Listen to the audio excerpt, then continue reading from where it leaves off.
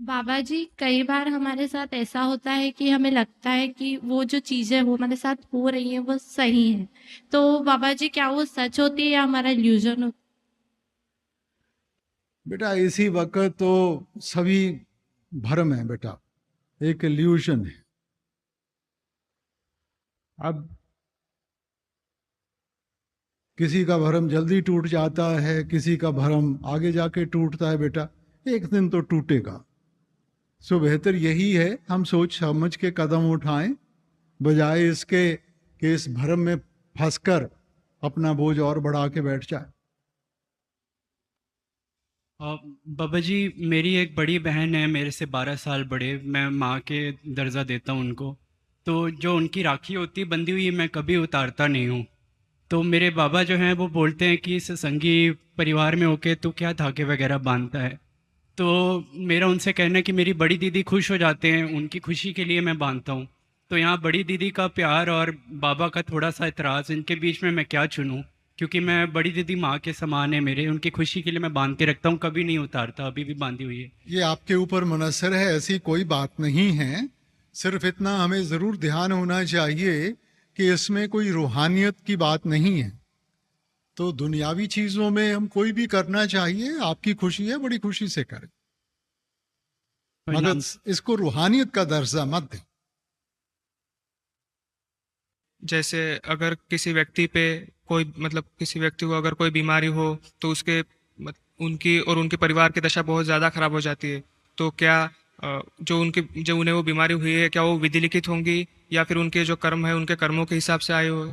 बेटा ज्यादातर बीमारी कर्मों का हिसाब किताब ही होता है।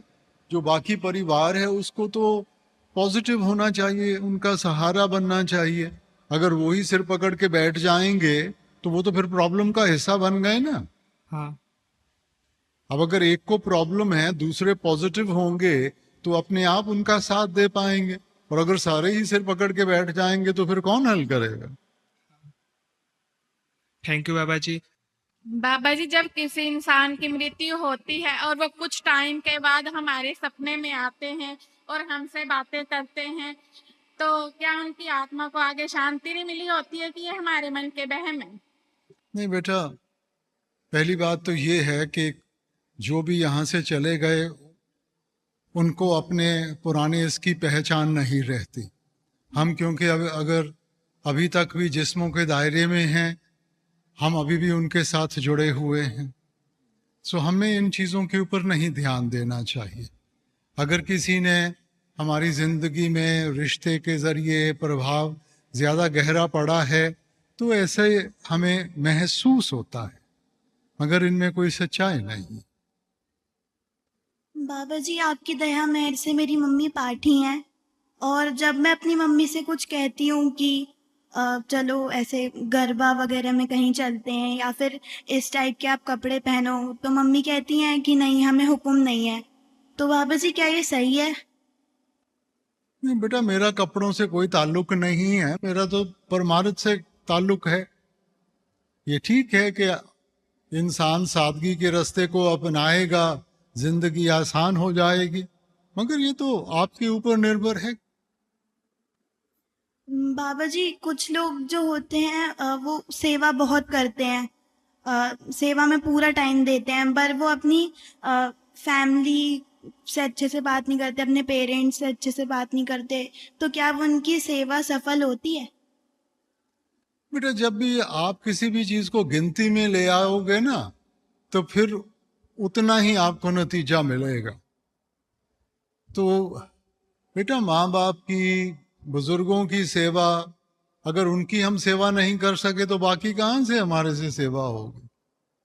हम तो अगर गिनती समझ के कुछ करते हैं तो उसका ज्यादा नहीं हासिल होता बेटा। जब तक हमारी जिंदगी में वो भावना हमारी करनी से जाहिर ना हो, ये तो फिर दिखावा ही हो गया ना।